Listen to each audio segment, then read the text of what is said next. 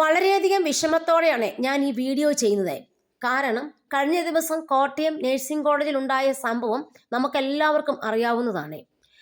ആ സംഭവത്തിൻ്റെ പേരിൽ ഇന്ന് ഇത് ചെയ്ത ആൾക്കാർക്ക് കോടതി ജാമ്യം കൊടുത്തേക്കുന്നതാണ്.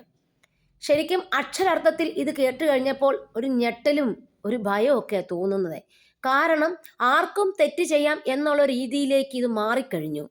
തെറ്റ് ചെയ്താൽ ഇവിടെ നാളെ അധികം ശിക്ഷ ലഭിക്കില്ല, പുറത്തിറങ്ങാൻ പറ്റും, ഇതിനകത്തുനിന്നൊക്കെ ഊരിപ്പോകാൻ പറ്റും എന്നുള്ള തോന്നൽ ആൾക്കാർക്ക് ഉണ്ടാക്കി കൊടുക്കുക. ഇതിലൂടെ ശക്തമായ ഒരു നിയമ സംവിധാനം ഇവിടെ ഇല്ലല്ലോ, സ്ട്രിക്റ്റ് റൂൾസ് ഇവിടെ ഫോളോ ചെയ്യുന്നില്ലല്ലോ എന്നൊക്കെ ഓർക്കുമ്പോൾ ശരിക്കും വിഷമം തോന്നുകയാണ്.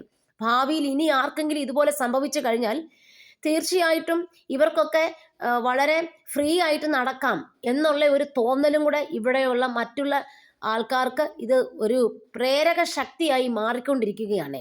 അതുകൊണ്ട് നമുക്കൊക്കെ അപേക്ഷിക്കാനുള്ളത്, ഇങ്ങനെയുള്ള കുറ്റങ്ങളൊക്കെ ചെയ്യുന്നവരെ നല്ല കർശന ശിക്ഷ കൊടുക്കണം.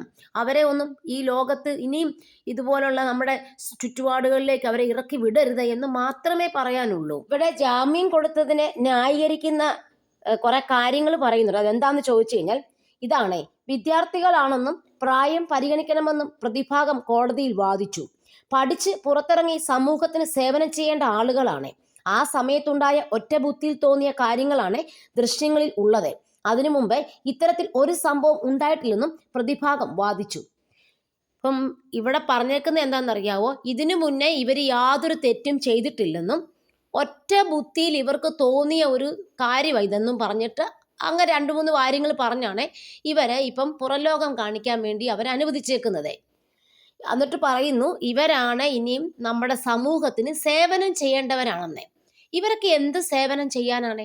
ഇത്രയും വലിയ കാര്യങ്ങളെ ചെയ്ത ശേഷം ഇനി ഇവരെ കൊണ്ട് ഇവരുടെ സേവനമൊന്നും നമുക്ക് ആർക്കും വേണ്ട. നമ്മുടെ സമൂഹത്തിന് ഇവരുടെ സേവനം അങ്ങ് മാറ്റി നിർത്തിയേരെ.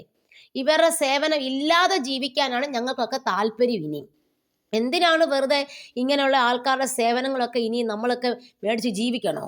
ഒരിക്കലും വേണ്ട. ഇവര് പ്രായം കുറവാണെന്ന് പറഞ്ഞാലും ഒറ്റ ബുദ്ധിയിൽ തോന്നിയ കാര്യങ്ങളാണെന്ന് പറഞ്ഞാലും ഇവർക്ക് ഇത്രയൊക്കെ ചെയ്യാൻ വേണ്ടി തോന്നിയല്ലോ. അത് ഇപ്പൊ ഭാവിയിൽ ഇവരിനി എന്തൊക്കെ ചെയ്യുമെന്ന് നമ്മൾ എങ്ങനെ വിശ്വസിക്കും?